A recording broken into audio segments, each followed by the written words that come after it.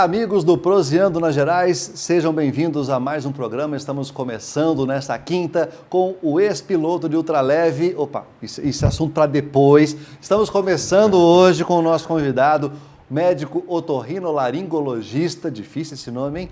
Doutor Odílio Mendes. Ribeiro Mendes. Como é que está o senhor? Tudo bem? Tudo bem, o senhor também, né? O senhor do céu, né? Eu te falo a mesma coisa. Vamos ter você aqui, né? Então pronto, por favor. Fechou. Que Ótimo. bom ter sua presença aqui hoje. Eu que agradeço o convite, estou muito satisfeito de estar aqui com você. O prazer é todo Depois nosso. desse papo todo aí que nós tivemos, né? Conversamos aqui no bastidores. Bastante. Tem muita história que vocês vão escutar a partir de agora. Mas a gente já vai começar pela sua origem. Não é de Montes Claros, né? Não, eu sou da vizinha aqui, Salinas. Vizinha, assim, entre aspas, né? Uhum. Porque são 210 quilômetros. Salinas da Terra da Cachaça. Terra da Cachaça, tem histórias boas de Salinas, nasci lá, tenho muito orgulho de lá, sinto bem quando vou aproximando, eu vou sempre, vou uma vez por mês, religiosamente, ver a minha mãe que está lá. Né? Como é que é? Vamos contar um pouco sobre a sua família. Soube que seu pai e sua mãe viveram um bom tempo cuidando de uma fazenda, de uma rocinha lá. Uma fazendolazinha muito simples lá, muito próxima à cidade, e lá nós vivemos, eu estudando no colégio, né? Colégio de Freiras, fiz o primário lá, essa admissão ao ginásio, e logo depois o meu pai, sem muita condição, mas ele enxergou, acho que enxergou à frente, atrás da montanha. Seu futuro. E me mandou para Belo Horizonte, o que até hoje eu tenho muito orgulho disso, de ter ido e dele ter tido essa cabeça boa. Não por nada, eu achava que ele, por ter pouco dinheiro, de não poder manter tão caro em Belo Horizonte, poderia ter me mandado aqui para Montes Claros, porque era mais próximo, enfim. E é só você de filho, não? Sou eu de filho e uma irmã. Nós irmã. somos dois. Infelizmente, perdemos um outro irmão, né, com 4 anos de idade. Ainda é muito novo. É muito novinho, eu lembro muito bem disso. Eu tinha 6 anos na época. E lembro, você vê que coisa curiosa, eu não sei se isso ficou na minha cabeça, foi alguma coisa assim que eu lembro de 2 médicos que tinham na cidade e que estavam examinando a garganta desse meu irmão, o Luciano, e aquilo ficou na cabeça. Depois de muito tempo que eu fiz a especialidade, é que eu acho que ele morreu de difteria.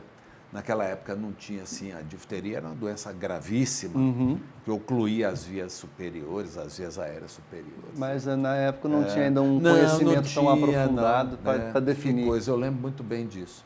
Uma E coisa como é que foi essa sua infância? Na escola era do tipo religioso, ali um CDFzinho ou gostava da baguncinha? Não, todos nós gostávamos, era uma turminha boa, né? Mas assim, Salinas é uma cidade muito pequena e todo mundo morava muito próximo ao colégio, a gente não tinha muito o que fazer, né? Não sei, Verdade. Jogar futebol, ia para a missa nos domingos, e daí jogava futebol em uma pracinha lá, e era coisa assim desse tipo. Era um período, nessa época, as escolas costumavam ser mais rígidas do que a gente tem hoje, né? Sim, principalmente eram irmãs,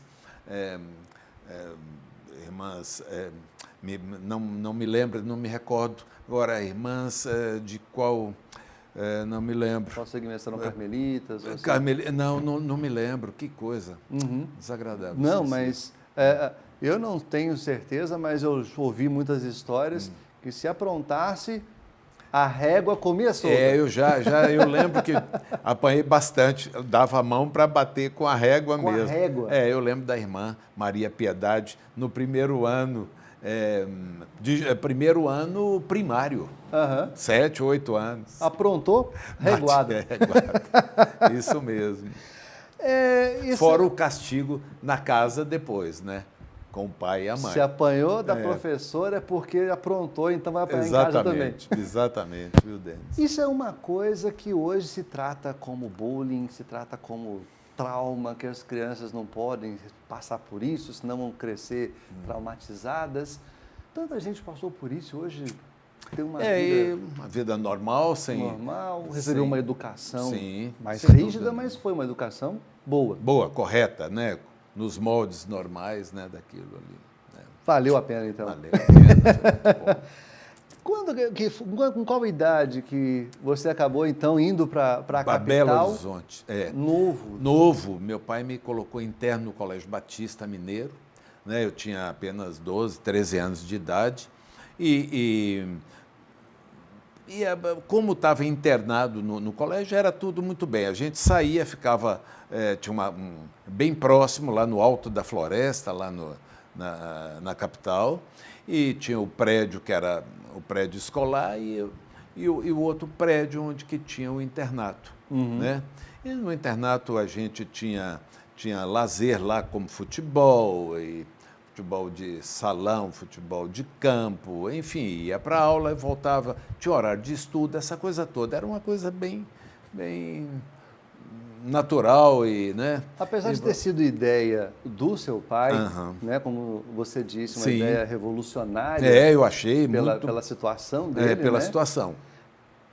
Já te colocava alguma vontade de ser alguma coisa quando crescer? Você já foi com o objetivo de alguma profissão? Eu falava alguma coisa em casa, minha mãe e meu pai falavam, diziam que eu cogitava, né, que seria médico, mas até então, nesse período aí de ginasial mesmo, não era alguma coisa assim que me deixava impressionado e mesmo pressionado, né, de estudar mais, essa coisa toda. No científico, sim, aí eu comecei a ver a coisa de modo diferente. Mais clara. Mais clara, e aí eu comecei a pensar e estudar direcionado para entrar na faculdade de medicina. Você acha que essa questão de ser um internato, ou seja, ou aprendia, porque realmente você ficava o tempo todo focado naquilo. Focado e obrigação de estar lá naquele determinado horário. E isso acabou sendo realmente o rumo para poder atingir a medicina, porque pagar uma faculdade de medicina naquela época era a única era que absurdo. tinha paga, era Ciências Médicas, e tinha a Federal também, a Universidade Federal de Medicina da UFMG. E eram as duas únicas que tinham. E realmente era muito caro. E eu tinha que estudar para passar na Federal, porque senão meu pai não tinha condição de arcar com essa despesa a mais. Né? Aí eu fico pensando, o que será que não passaria pela cabeça do seu pai se ele descobrisse, pasmem, que Odílio Ribeiro Mendes foi jogador do Atlético Mineiro ainda nessa casa aí dos 16, 17 anos? 14 para 15, para 16, 14 para 15 anos. Quando que apareceu essa oportunidade aí de jogar no Galo? É interessante isso. Todas as férias eu ia para Salinas e lá, enfim, ficava lá, minhas férias, voltava, e numa dessas férias eu fui descendo do ônibus, fui abordado por um pessoal lá, um pessoal que mexia com esporte lá. Você, pelo apelido Didi, né, vai julgar no time tal. Eu mal sabia, eu não estava sabendo o que estava acontecendo, não tinha comunicação, não tinha nada. E fui abordado na descida do ônibus. Aí, muito bem, comecei a jogar e, coincidentemente, o Procópio, que foi técnico do Atlético. Procópio Ferreira. Procópio Cardoso. Cardoso. Jogou no Atlético Mineiro, jogou no Cruzeiro. Infelizmente jogou no Cruzeiro. Foi técnico do Atlético, depois foi para a Arábia Saudita, enfim.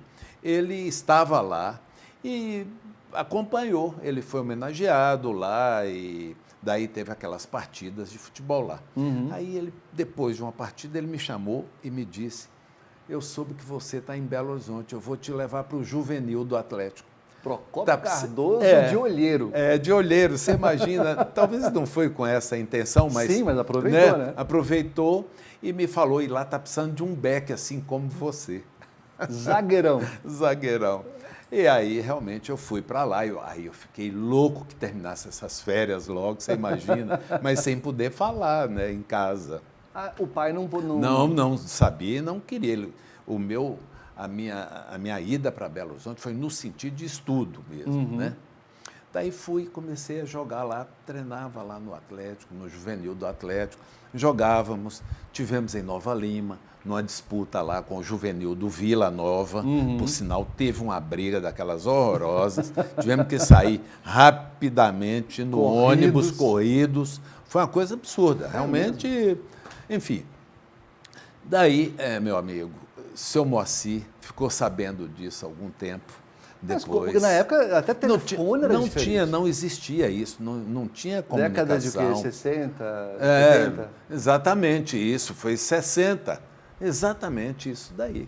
E aí, Denis, ele escreveu uma carta para mim, fez uma carta que se eu não parasse de jogar futebol, que ele soube que eu estava jogando, que eu teria que voltar lá para a fazendinha lá, com ele lá. Passar a mão na enxada. É, exatamente isso. Nunca mais eu joguei futebol. Nunca mais. Parei Mesmo em definitivo, longe. mesmo longe, que eu poderia até ficar mais tempo, né? Porque não tinha comunicação, não tinha telefonia, não tinha nada disso. Aí eu tive que deixar em definitivo. Abandonei a chuteirinha, porque a chuteirinha era nossa, o Atlético não dava nessa época. Né? E eu acho que ele deve ter falado, esse meu filho não tem know-how nenhum para ser jogador de futebol. Eu tenho que cortar logo. Beck da roça, justamente isso. Pois é, mas vivi uma época... Isso é um exemplo de muito respeito. Que se tinha, sem né? dúvida, o que a gente tinha era muito respeito, né? Era uma palavra, assim, um olhar, o olhar não dava porque estava longe, mas assim, uma palavra principalmente escrita, né? A palavra escrita. Fosse nos dias de hoje, o papai não está vendo aqui, tem que quebrar o pau no campo aqui. Mas foi muito bom, foi legal. E era o campo, a sede lá era onde é o Diamond hoje, que é um shopping lá em Lourdes, eu acho. Né? Exatamente, era ali que a gente jogava. Esse tempo de BH, jogador de futebol, Atlético... pouco tempo, eu talvez fiquei lá uns 8 meses, mais ou menos, no máximo. Você aproveitava as suas horas vagas? Paquerava? Mas era muito novo e sem dinheiro, né, Denis? Eu não tinha dinheiro, sem dinheiro, sabe? Não tinha, eu tinha que estudar e era a única coisa. Tinha uma mesada que meu pai mandava e sempre não tinha como, né? Era muito difícil. Umas Maria Chuteira não apareceram na sua vida na época. Não tinha como, era muito difícil a vida, né? A faculdade veio quanto tempo depois? Depois aí muito bem, chegou quando terminou o científico, quando terminei, o meu pai até falou que eu tivesse, se possível, passar na ciência, na federal, porque ele não tinha dinheiro suficiente para pagar e, além disso, a minha mesada e livros e essa coisa toda. Certo é que eu tive a felicidade de entrar na Faculdade Federal lá de Medicina e aí foi muito bom, aí deu para... Aí as coisas melhoraram, né? Sim, na Federal já era uma referência. Uma referência, né? E como é até hoje, né? Daí no segundo ano eu consegui um emprego em um laboratório que me procurou, que eu pudesse fazer uma propaganda junto aos colegas, mais para diante, terceiro-anistas, quarto-anistas, com alguns medicamentos. Sim. E teve um laboratório que me ofereceu, eu lembro muito bem disso, mas os medicamentos, segundo colegas me falaram que eu não tinha ainda capacidade, eu estava no segundo ano, né? Não tinha conhecimento ainda da farmacologia e essa coisa toda, que aquele tipo de medicamento não era legal. Aí surgiu um outro, um laboratório bom, aí eu aceitei. Foi bom, me ajudou bastante. Se sustentar na cidade também, né? Sustentar naturalmente. Começar umas paquerinhas. Aí deu para começar, né, na Tem, faculdade. Inclusive, uma história de um Fuscão, sim. que a gente vai saber daqui a pouquinho, depois do intervalo. Você pensa bem, Odílio Ribeiro Mendes e um Fuscão na época de faculdade em Belo Horizonte. Segura aí, depois do intervalo eu conto essa história para você.